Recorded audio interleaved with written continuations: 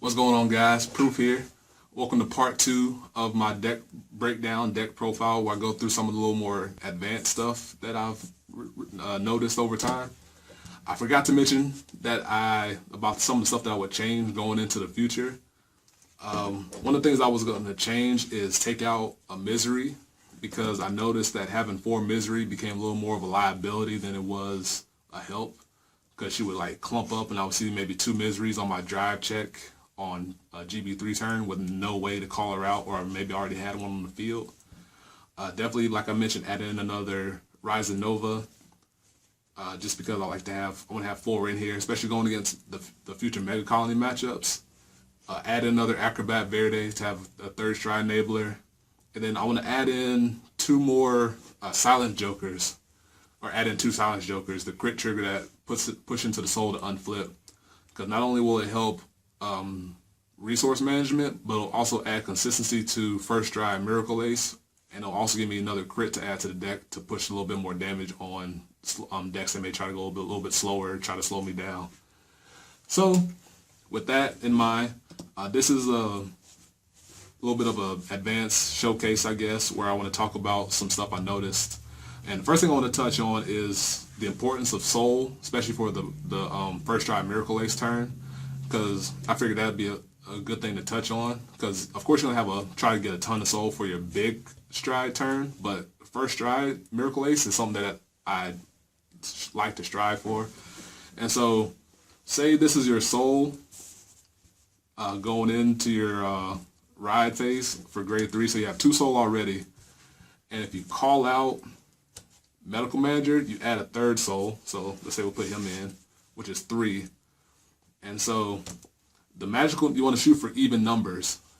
And so if you have, say I called out another Medical Manager throughout the course of the game, and you have 4 in Soul, if you combine that with Misery here, while you have Frog Raider out, oh, where'd it go? Devil Watch for all you. So if you have this set up as this with 4 Soul, combine that with Ryzen Nova's skill and Misery skill throughout the course of your GB3 turn, and both times you call out Devil Watch, you're going to add 4 more Soul to your Vanguard. So we'll say it's all this stuff here. Add these 4. So now you have 8 total Soul on your first stride Miracle Ace turn to play with, which is 4 charge units coming out of your hand. And so the way to achieve that is either by going into Medical Manager, a Liar Lips here, maybe use a Liar Lips attack on your GB3 turn, because that adds a 4th Soul. Now, the importance of your Soul, and now into terms of your damage, that's the importance of Soul. Now we're going to talk about the importance of your damage here, especially in terms of your GB3 turn. If you have 3 damage unflipped, you can freely use 1 to pay for activating Ace, and then they get you 2 more to use with Nova and Misery. So if you don't have Frog Raider here, you can use 1 to now call out Frog Raider, and he gets +5. And then you have 1 left over for Nova skill to now call out Devil Watch. And so now you can use, maybe you have a Hide Maker in hand or something like that. Excuse me. Now, in terms of first stride Ace, the thing to note is that if you have to do this 3 counterblast play, you need to have 5 Soul total to be able to get off the 8 Soul needed for your charge attack. Because if this is your Soul when you ride up and 1 off a Medical Manager, if you have a Liar Lips here and it goes to the Soul after the Misery call, you can't call out Devil Watch off of Nova here with his skill, and you attack and do his skill. You now have 7 in Soul instead of the 8 that you need for the 4 charge attacks. So Soul is an important number to keep in mind. and I like to go in multiples of 2. So if I go into my turn and I have 2 soul and I know I'm going into misery, I add that up and I have 6 soul, because if I go boom, boom, misery, devil watch, that's 4 total soul that goes in.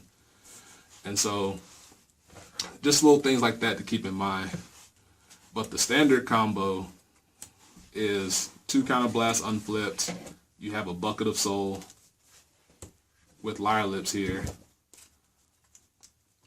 And so with this setup here, you can freely attack with your Lyre Lips column, and then attack with your Vanguard to call out Devil Watch, and then use Misery to either call out Devil Watch or something else, and now you have all free reign of the soul. Because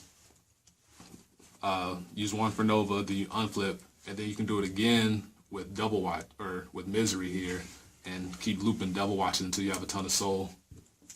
So, like, from my testing, I've noticed that I definitely like trying to call out Frog Raider off of Misery or your Vanguard, because that extra 5 can help push you over the edge. Of course, assuming you don't get triggers, which all go to Frog Raider as well. And so, another thing I wanted to touch on is your sequencing. That's hard to say. Sequencing for your GB3 turn. And so what I try to do,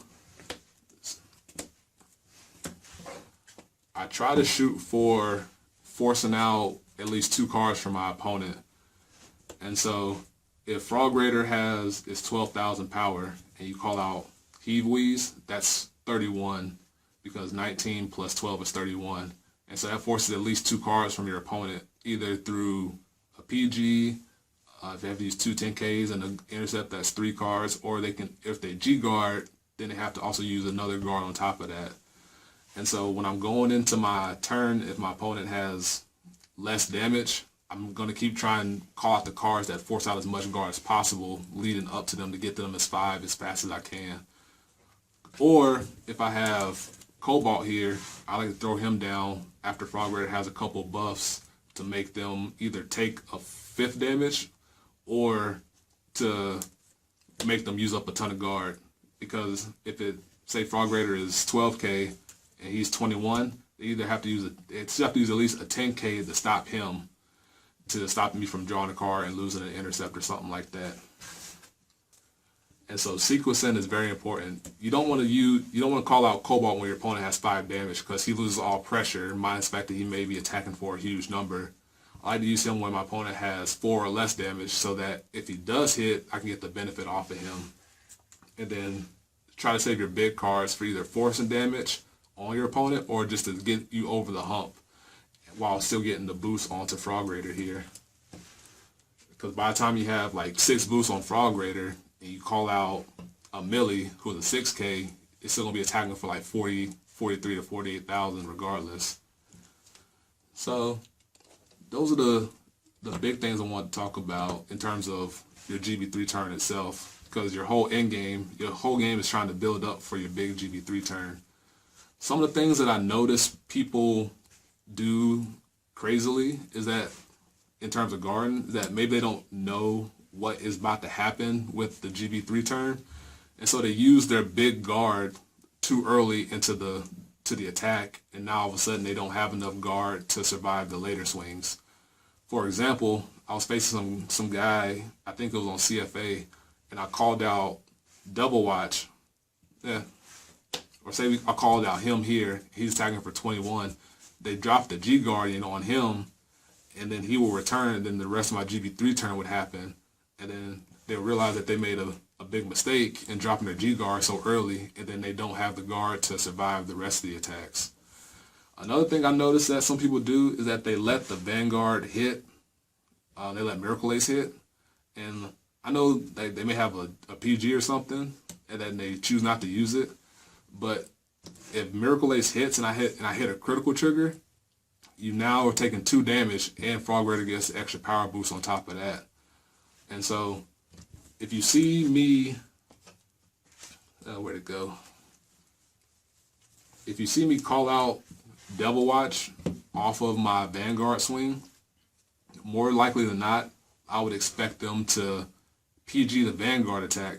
Because if I hit a critical trigger and it all goes to this column here, you now have to deal with something that might be, let's say triple triggers, something that's going to be attacking for about 28 or 29,000 power tops, versus taking the Vanguard swing, pushing you from maybe 3 to 5, and now you have to deal with the power of this column here on top of that. And so the big things I've noticed, like using too much guard too soon, and then using your PGs at weird times in your swing turn is one thing I've noticed that people do a lot. And I know it's a little bit different now because the combo hinges on me having the cards in hand.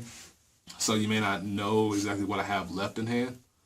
But definitely expect the worst with this deck and hope for the best that I don't have it.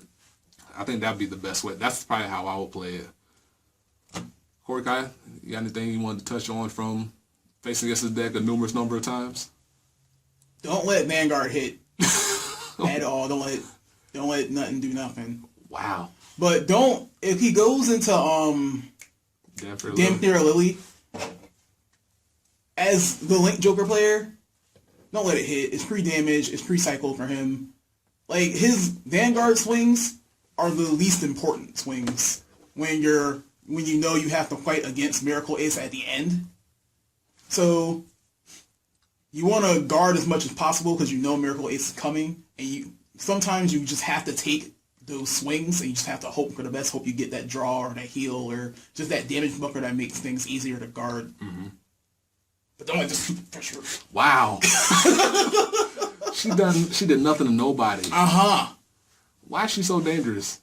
Is she like not Kieran? Because I remember the whole big thing about Kieran. Like, why don't nobody let Kieran hit? Nobody lets him hit. You mean I just get the cycle 2 cards and draw one of them and put one on the bottom? It's about the same here. It's not the same. Not only do you get to call something and get +5, you get the draw card, you get to remove a card off the board so I can't lock it. What do you even mean? They do everything.